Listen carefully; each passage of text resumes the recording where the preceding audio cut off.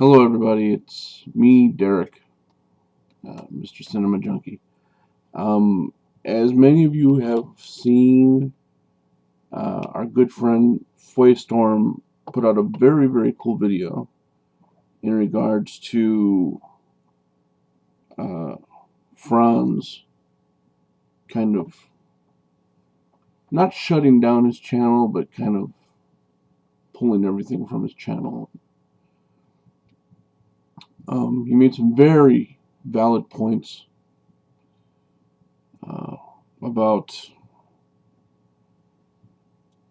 a lot of things, but mostly about people who would take cheap shots at somebody else's fear. It's it's been said before, and I am kind of a believer of it, that if you own someone's fear, you kind of own that person. But over the years, I started to think, well, I don't think anybody can be owned by anything unless they allow them to be, or allow themselves to be.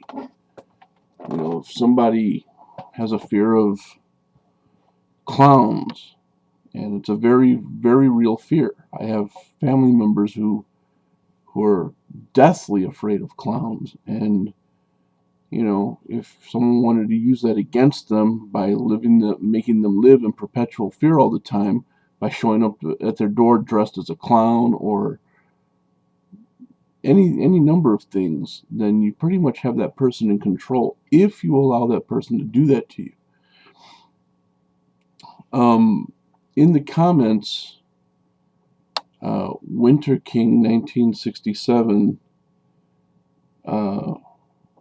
did what I think was a pretty bold thing, and so did Selmer the God. They both named their fears, which is good, because it's kind of stating what we've all been saying, and what Foy was saying, that everybody has a fear. Everybody has fears.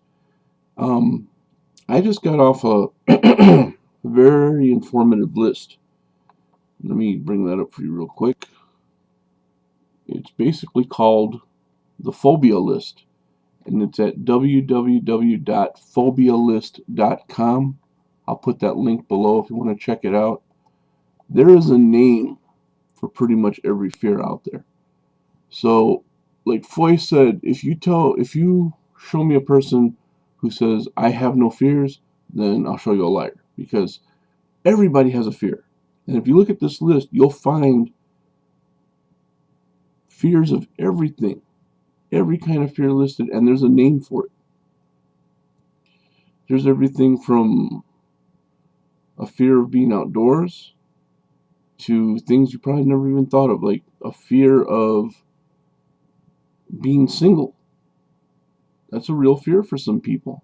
And you see those people all the time jumping from relationship to relationship because they can't be alone. They need another person to validate them. It's a real panicky fear for people. Not just, oh, I'm alone, oh, woe is me. Again, I have people in my family who, if they don't have somebody by their side, they feel worthless, absolutely worthless. And it's debilitating. They can't function. So the reason I'm making this video is because I was somewhat inspired by Paul, aka Selmer the God, and Winter King 1967. I'm sorry, I didn't catch your real name, sir, but their fears are very real, but they stated them to everyone, and in doing so, they kind of owned it. They owned what's wrong with them. They owned what's wrong with them. I'm sorry, not what's wrong with them, but they own their fears. They own that fear now, and that's what I'm going to do here.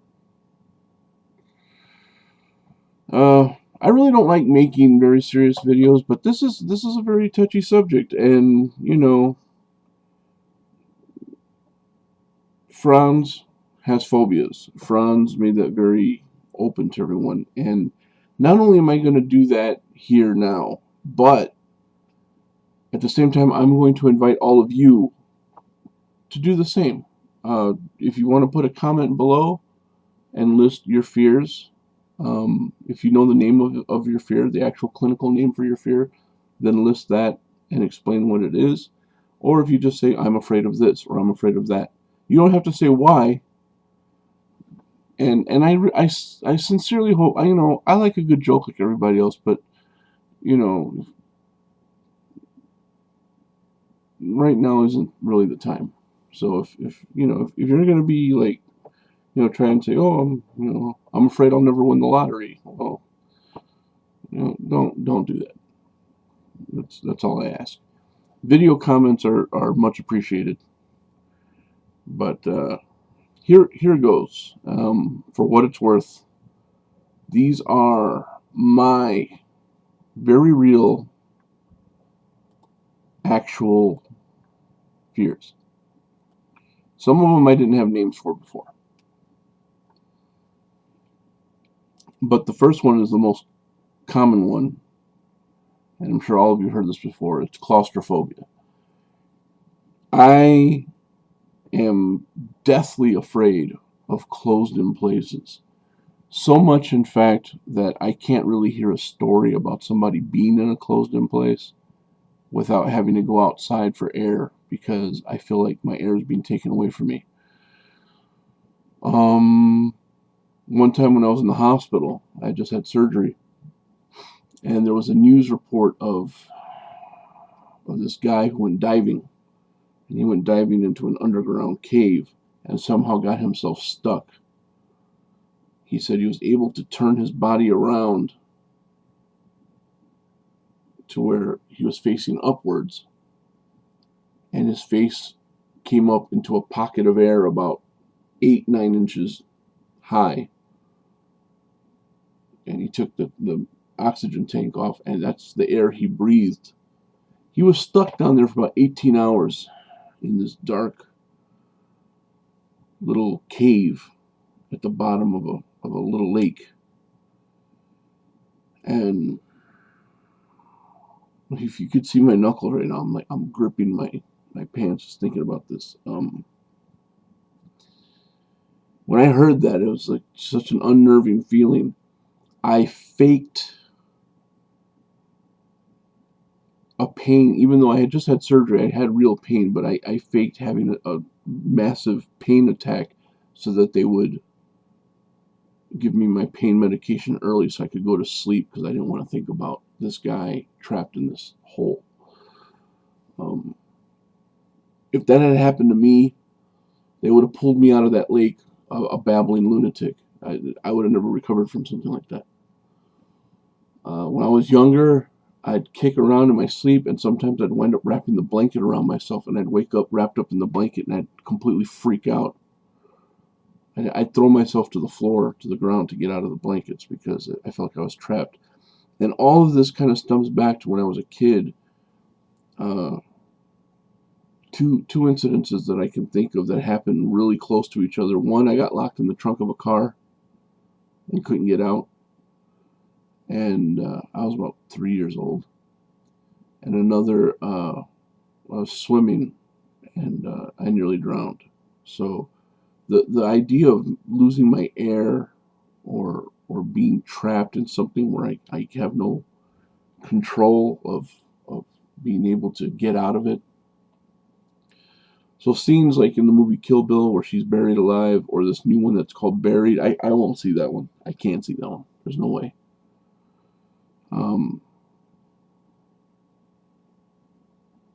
It just completely unnerves me.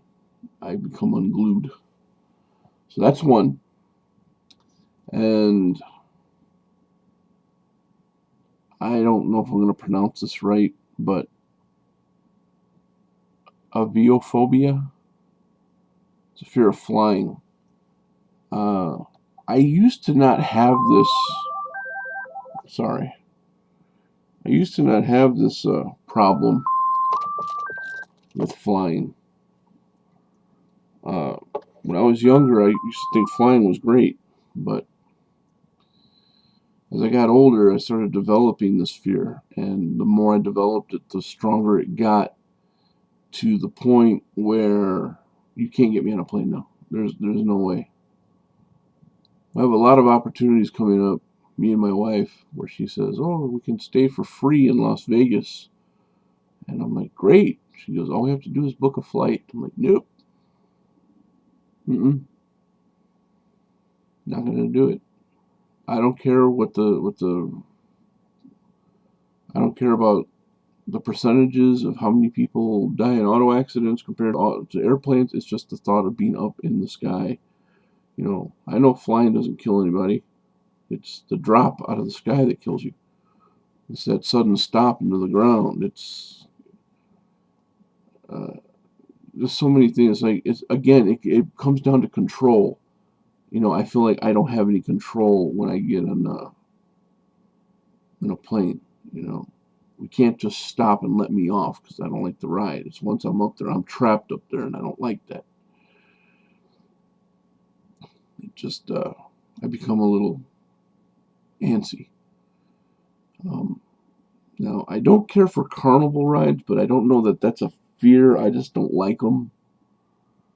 Although roller coasters, again, there's the control issue. I don't dig not having control over something, jerking me all over the place. I don't like that. So I don't know if it comes down to a control thing or not, but when I'm out of control, my fears kick in pretty bad. Another thing you can't control is nature. When nature starts to rear its ugly head and start doing horrible things, you can't stop it. It's going to do what it's going to do. And for that, this is my third and final fear, truthfully speaking, and it's called lilapsophobia, which is a fear of tornadoes. I have an extreme fear of tornadoes. Um, just recently, the tornado sirens are going off, and I was doing everything in my power to maintain my grip because I had to kind of gather stuff so me and my son could go to the basement. But it was like 2 or 3 in the morning, and I was just like, my brain was scrambling because I never know when those alarms are for some other area, or if they got triggered off by something, just something random, or if there's actually something coming our way. Um, there's this great panic that wells up inside of me when I hear about tornadoes, tornado warnings, when I see that storm blip going over my area and they say it's producing tornadoes. I can't deal with that. They say that lilapsophobia it's derived from astrophobia, which is a fear of storms. Now, I know a lot of people who are afraid of storms. I'm not afraid of storms. Lightning and thunder and stuff, that doesn't bother me in the least, even when it gets really, really severe. But when they start saying this storm can develop into this storm, which can produce tornadoes, I start getting a little edgy. Once the sirens and the warnings and the tornado watches and all that stuff start coming out, in my head there's a trigger that just kind of just throws me into panic mode. So there you have it. And I just want to warn everybody, remember Franz, his phobias were public, and because of that, people started making fake channels, and someone made a fake channel about it. They had a beef with him, and they attacked his phobia. So